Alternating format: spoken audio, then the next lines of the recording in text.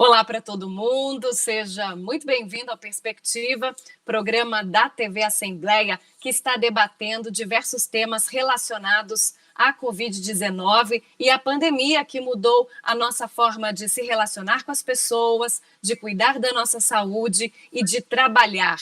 E hoje nós vamos tratar de um tema bastante importante, porque a pergunta que fica é a seguinte: será que com esse convívio mais intenso dentro de casa, as pessoas estão procurando mais pelos cartórios para os pedidos de divórcio?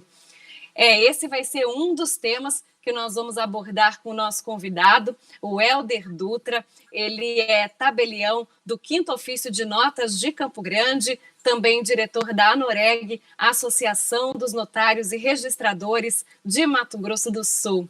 Helder, seja muito bem-vindo à Perspectiva e obrigada pela disponibilidade. Oi, Lívia, é um prazer estar aqui, eu que agradeço pelo convite. É um prazer estar podendo falar com os telespectadores da TV Assembleia. Muito bem, então vamos começar com esse tema que eu deixei aqui na introdução do nosso programa. As famílias estão convivendo mais, muitas de forma mais intensa por conta dessa questão dos trabalhos em home office, e trouxe aí um desafio grande para vários casais. E é onde eu quero saber se nessa procura aí pelos cartórios a gente pode dizer que tivemos um reflexo no número de divórcios. Então, Lívia, realmente a pandemia de Covid-19 nos impôs muitas alterações, né, na convivência profissional, na convivência familiar, né, nos nossos relacionamentos sociais. E esse período, né, de convivência mais intensa, né, entre as famílias, entre os casais, né, tiveram alguns reflexos. E um desses reflexos, dessa intensificação dos relacionamentos, né, foi percebido não só no Brasil, mas também em outros países que enfrentaram, né, períodos de quarentena antes do Brasil. Há relatos, né, na China, na Europa, e isso agora chega ao Brasil, né, do aumento do número de divórcios, muitas vezes ocasionados, né, por esse aumento de convivência, conforme você bem destacou.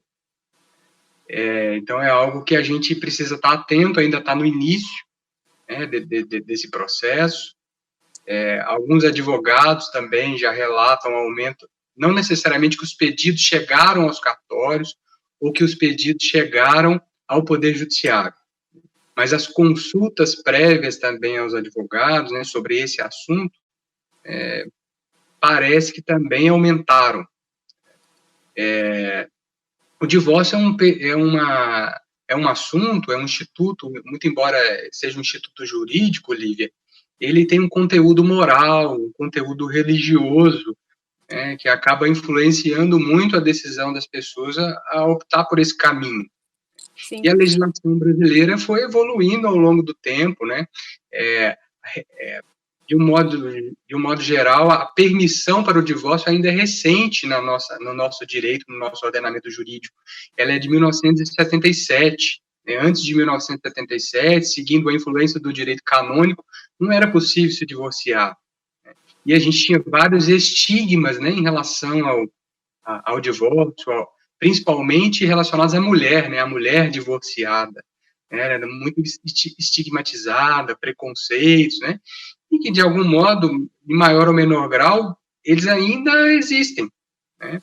Mas a nossa legislação, então, ela avançou para hoje, né, a partir de 2010, com a Emenda Constitucional 66, né, ser possível a realização do divórcio direto, sem prazo, sem prévia separação judicial, e praticamente não ser mais necessário nenhum requisito, a não ser a vontade das pessoas casadas, né, de um dos divorciandos, conforme a gente diz. E desde 2007 também é possível o divórcio extrajudicial, que é esse feito em cartório, né. Então, isso há uma facilitação, né, da realização do divórcio, que não levou ao fim da família, né, que é um argumento, às vezes, que perpassa aí esse ambiente moral e religioso, conforme eu coloquei. E, Helder, até falando sobre essa questão da facilidade, a gente não sabe se as pessoas elas ficaram com mais receio de sair e ir até um cartório por conta de aglomeração. Eu acredito que vocês estejam tomando, né, todos os cuidados de biossegurança, mas naturalmente, conforme dados que a gente vem acompanhando ao longo dos anos, os campograndenses, os sul-mato-grossenses, eles já pedem muito divórcio, né? É uma população que se separa muito. E essa facilidade, ela contribuiu com o aumento dos números, por exemplo, de anos anteriores e até mesmo, de repente, para essa questão da pandemia?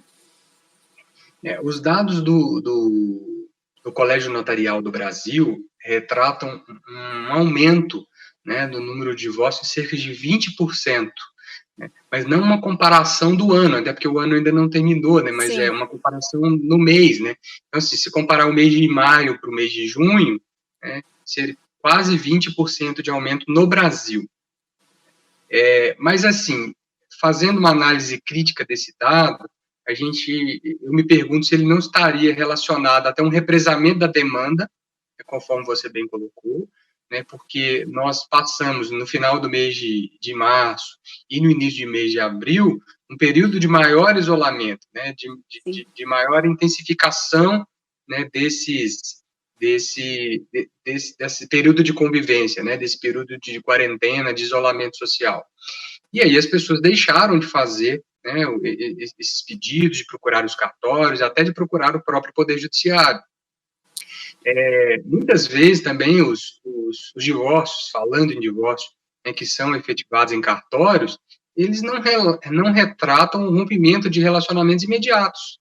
Às vezes as pessoas já romperam um relacionamento, já não estão mais vivendo juntos, né, e só um pouco mais à frente, né, às vezes quando as questões se ajeitam, se acalmam um pouco mais, que eles vão sim procurar, né, finalizar esse relacionamento. Então, não dá para dizer, pelo menos na minha opinião, né, de que esse aumento dos números, esse aumento do percentual, reflita realmente uma consequência da pandemia. Eu acredito que ele é um conjunto de fatores. Até porque esses dados também do Colégio Notarial do Brasil, né, não refletem os divórcios judiciais, né, os divórcios realizados no Poder Judiciário. Só refletem divórcios extrajudiciais realizados nos cartórios. E daí a gente precisa tratar com uma certa ponderação, com uma certa relatividade. E antes da gente voltar aí nesse assunto do serviço prestado pelo cartório, eu queria saber como é que foi a retomada do serviço do trabalho de vocês, como é que está sendo esse atendimento ao público.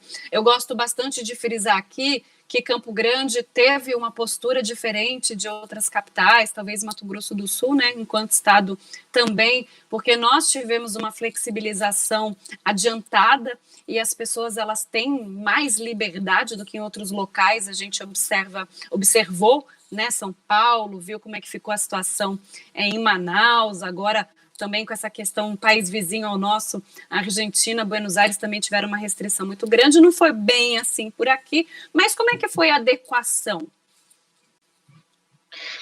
Aqui em Mato Grosso do Sul, né, os cartórios, e aí eu posso falar um pouco mais até de Campo Grande, né, eles não tiveram grandes restrições no atendimento ao público. Aqui em Campo Grande, praticamente, os cartórios não funcionaram por 2 dias. Após que foi logo ali no início, né, dos regimes de restrição, lá em março ainda. Logo depois, né, a gente já voltou a atender com horário um pouco mais flexibilizado, um pouco mais reduzido, fazendo agendamentos, né, das demandas, mas e cumprindo protocolos rígidos, né, de biossegurança estabelecidos pelo município.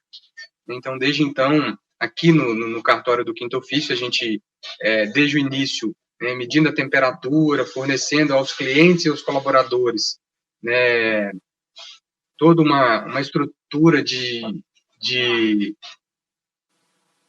né, como que eu falo, de álcool em gel, né, também o uso de máscara, já exigindo dos colaboradores antes mesmo do protocolo oficial, né, então esses foram os cuidados, né, que nós tomamos aí para garantir, né, a continuidade da prestação de um serviço essencial, porque nesses 2 dias que a gente ficou fechado, por exemplo, né, a gente teve muitos problemas, muitos clientes tiveram até, mesmo naquele período mais intenso, né, os negócios continuavam, crianças às vezes, e pais precisavam autorizar a viagem de crianças, pessoas precisavam ligar água, luz, né, eventualmente precisavam concluir um negócio que já estava sendo feito.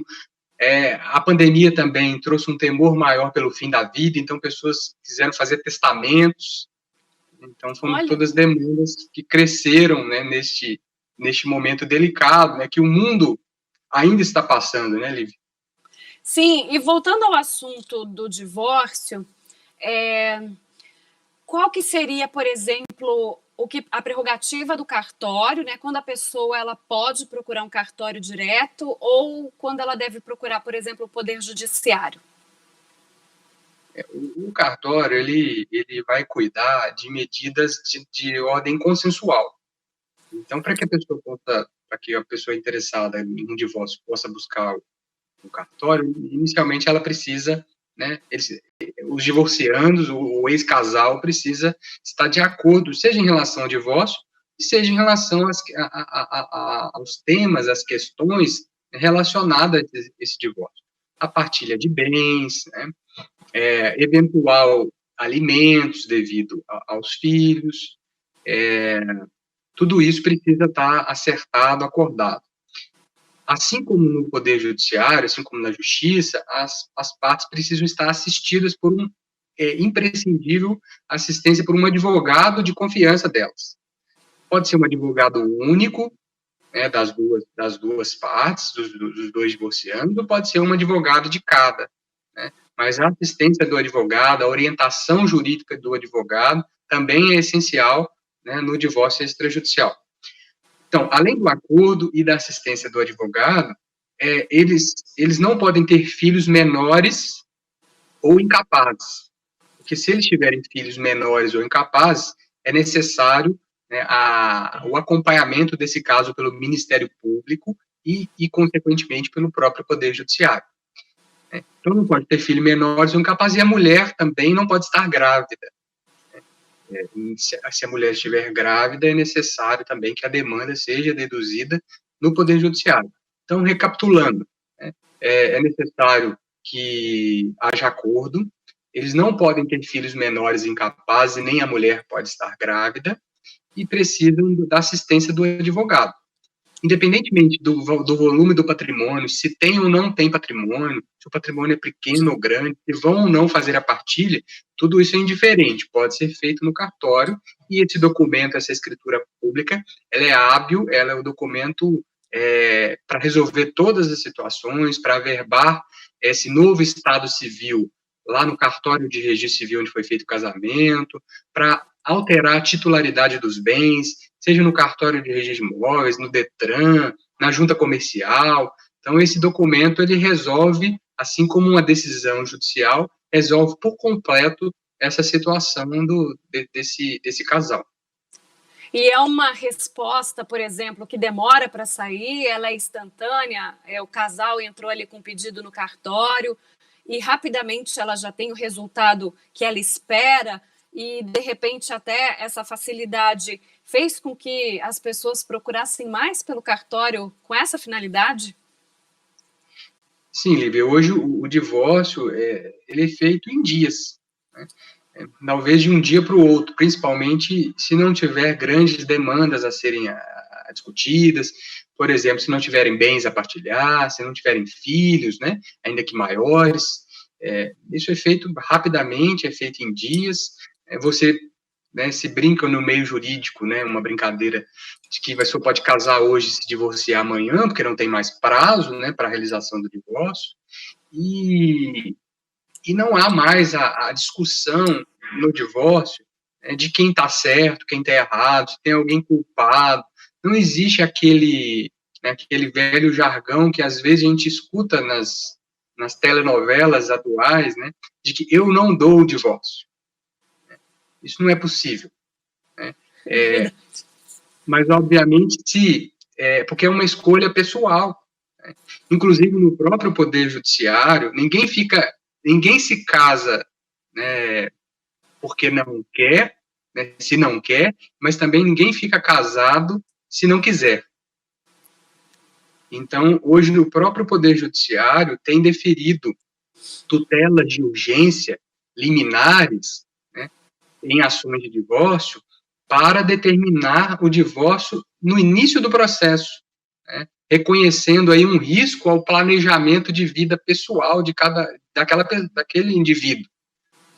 Então, continua, às vezes, discutindo, vamos imaginar que é uma questão que não tenha consenso, né? Tem algumas discussões quanto à partilha dos bens, quanto aos alimentos, né, quanto a alguma questão do divórcio. Muitas vezes, a pedido do advogado, o juiz decreta o divórcio no início do processo e já libera, né, os cônjuges para eventuais novos relacionamentos. E vai ficar discutindo ali as questões patrimoniais, né? Mas se eles quiserem eventualmente casar novamente, já é possível. Pode continuar, Helder. Não, só dizer assim, mas nos cartórios, né, é imprescindível o consenso, né, só para reforçar. É preciso ter consenso, inclusive contra a vontade de se divorciar. Né? Ninguém vai divorciar em cartório contra a sua vontade. Só estou dizendo que o argumento de não querer divorciar não é mais válido. Né? O juiz não vai deixar de decretar o divórcio, porque a pessoa não quer se divorciar. Né? É um direito que a gente fala de direito potestativo, que é individual de cada pessoa. Ele pode ser exercido independentemente da vontade do outro.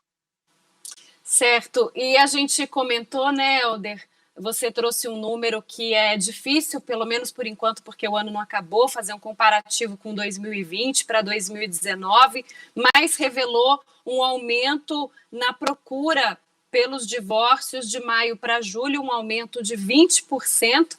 E eu queria saber agora do outro lado, será que as pessoas, elas também, por conta da pandemia, né, a pessoa tem um namorado, uma namorada, já que eu tô com você, vai você mesmo e vai procurar um cartório para o casamento? Será que a gente teve esse mesmo efeito aí, de repente, de aumento em relação aos meses ou não? A gente também tem assistido, né, uma preocupação das pessoas em relação à formalização dos relacionamentos. Né? Assim como a intensificação da convivência, né, também tem a outra vertente, também tem o outro lado, né, e pessoas que buscaram, em função disso, formalizar os seus relacionamentos, seja por meio do casamento, né, seja por meio da união estável, ou seja até por meio de dar mais transparência, né, de dar mais organização a esse relacionamento, celebrando os chamados contratos de namoro. Então, todos esses são instrumentos, né, que os cartórios brasileiros, no caso do casamento, os cartórios de registro civil, mas a união estável, até esses contratos de namoro também, que são formalizados por meio de escritura pública, né, têm sido cada vez mais buscados. Né? Nós temos assistido em dados estatísticos um número, não necessariamente agora, né, mas uma redução no Brasil do número de casamentos, né, e o aumento do número de uniões estáveis, né, de uniões informais. Mas as pessoas têm buscado, mesmo vivendo essas uniões informais, estabelecerem o acordo em relação a essa união em escrituras públicas. E aí entra o papel dos cartórios, né, das chamadas escrituras públicas declaratórias de união estável. E elas também têm, a gente tem percebido, eu não tenho dados, não tenho número, né, para fazer um comparativo, assim como a gente tem do divórcio, mas a gente também tem percebido uma maior procura por essas escrituras declaratórias de união estável, que dá mais garantia para aquelas pessoas que vivem conscientemente nesse modelo, né, que é um modelo familiar, amplamente aceito, mas que às vezes traz alguma insegurança, né, no momento do seu desfazimento. Se não há nenhuma formalização, pode haver questionamentos pelo plano de previdência, né, pelo INSS, né, pode haver questionamentos na própria partilha dos bens, né, questionamentos que, às vezes, os casais querem evitar, formalizando essa relação, né, estabelecendo diretrizes mínimas né, desse relacionamento, como o regime de bens, a alteração do nome, até mesmo o próprio nome, né, mesmo na união estável, a própria Corregedoria de Justiça aqui de Mato Grosso do Sul permite que na união estável se altere o nome. Então, mesmo não casando, é possível colocar o nome da esposa ou do marido, né, por meio de uma escritura declaratória de união estável. E a gente também, além de fazer a união estável, faz também a extinção da união estável, né, que é um paralelo do divórcio. Né? Então, se a pessoa que vive união estável e não querem viver mais, né, enquanto companheiros, podem dissolver essa união também no cartório, desde que presente aqueles mesmos requisitos para a realização do divórcio.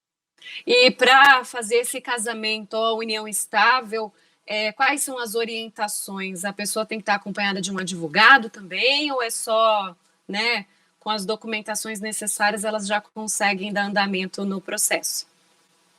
O casamento, né, é um dos atos mais formais do direito brasileiro ao lado do testamento. Então, ele vai exigir ali, né, além do comparecimento e da livre manifestação de vontade do casal, né, o comparecimento de testemunhas, a celebração do casamento mediante na presença de um juiz de paz, e não necessita, no caso do casamento, da presença de um advogado.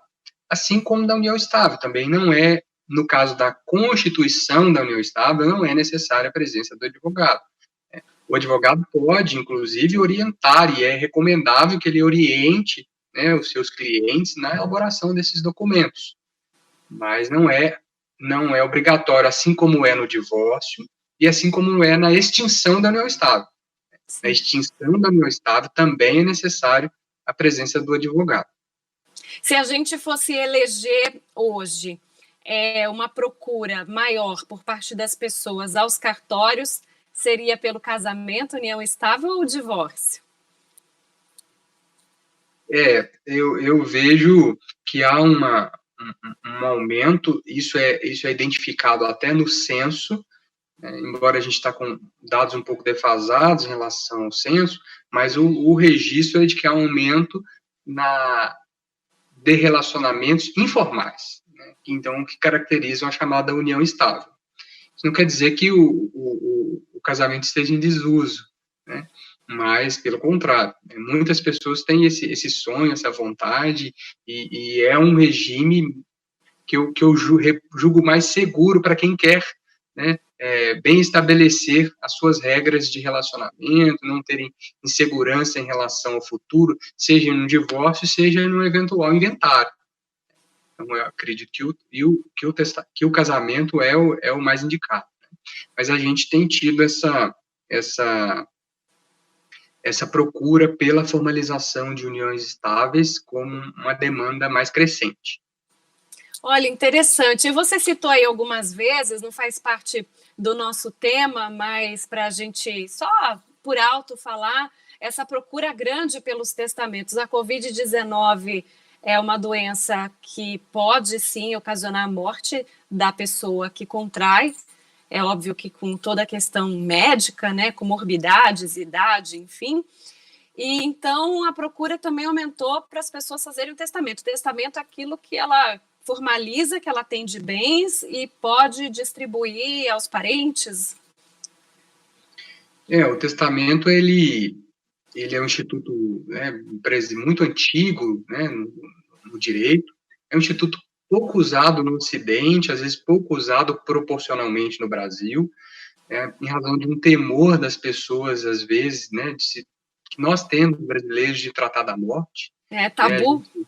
A gente vai falar da morte e parece que a gente está trazendo mal ao agouro, né?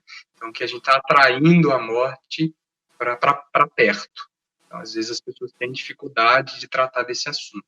Mas ele é um instrumento que pode dar uma ampla possibilidade de planejamento patrimonial, de evitar, né, litígio entre os herdeiros, de estabelecer para um determinado herdeiro aquele bem que ele tem mais relação, e não deixar todos os herdeiros em condomínio, dono de tudo. O condomínio geralmente é causa de grandes discussões, grandes disputas e litígios. Então, e o testamento também permite que o testador disponha, aquele testador que tenha herdeiros necessários, né, ele pode dispor por testamento de até 50% de seus bens livremente. E aquele que não tem os herdeiros necessários, que são filhos, pais ou marido e companheiro vivos, eles podem dispor da totalidade dos seus bens. Uma pessoa que tem um filho, por exemplo, tem 2 filhos, ele pode estabelecer que 50% dos seus bens fique para uma instituição de caridade. É possível. Ele pode estabelecer que 50% dos seus bens fique para o seu irmão, ou que 50% dos seus bens fique para um desses filhos, em prejuízo do outro. Um filho vai ficar com mais patrimônio do que o outro. São permissões, né, que a nossa lei estabelece. Agora, dentro da própria matéria de testamento, e aí também, voltando um pouquinho para o divórcio, uma novidade que os cartórios brasileiros adotaram foi a possibilidade da prática de atos eletrônicos. Então, hoje é possível fazer um divórcio num cartório extrajudicial, num cartório de notas, ou um próprio testamento, online. Olha. O chamado ato notarial eletrônico, se valendo do smartphone, igual nós estamos usando aqui para essa entrevista, né? Então, tem uma plataforma que foi autorizada pelo Conselho Nacional de Justiça, pelo CNJ, através do provimento 100, que é de 26 de maio, agora de 2020, e ela permite, então, a prática de atos eletrônicos. O casal, no caso do divórcio, vamos imaginar, tem uma pessoa aqui em Campo Grande, e o outro que fazia parte desse relacionamento se mudou para Brasília, e o advogado está em São Paulo. É possível que todos façamos esse divórcio no cartório competente, né?